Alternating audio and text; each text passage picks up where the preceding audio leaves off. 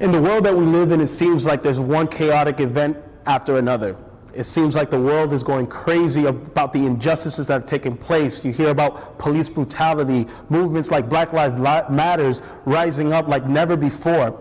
And at times as Christians, we kind of take a back seat because we don't want to get too involved with these controversial topics, and we don't want to be too political.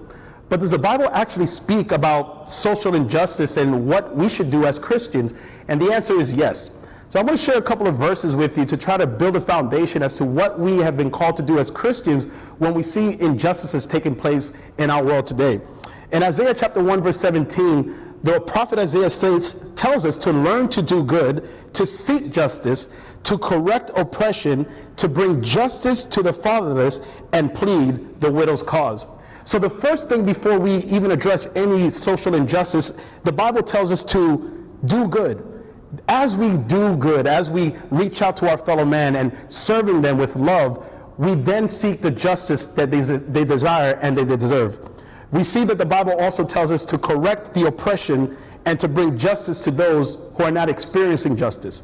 We see that in Isaiah 1 verse 17, but we also see in Micah chapter 6 verse 8 that he tells us, "O Lord, what is good, and what does the Lord require of you but to do justice and to love kindness and to walk humbly with God?"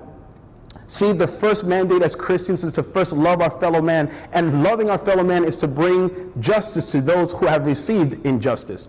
But as a church, as a movement, we haven't been progressive enough. We haven't played offense, but in reality, we've been kind of taking the backseat when it comes to these issues. But did you know that it's found in Isaiah 58 that this is actually one of the ways that our light can so shine before men? You see, in Matthew 25, we see the sheep and the goats being separated, and God separating those two by the works that they have done to their fellow men. Matthew 24 tells us that the gospel must be preached into all the world as a witness, and then the end shall come. And so we see in Isaiah 58, beginning in verse 6, "It's not the fast that I chose for you." And notice the fast that God has chosen for his people is to loose the bonds of the wickedness, to undo the straps of the yoke, to let the oppressed go free, and to break every yoke. It continues to say it is not to share the bread with the hungry, as we see in Matthew 25, to bring homeless poor into your house. When you see the naked, to cover them and to not hide yourself from your own flesh.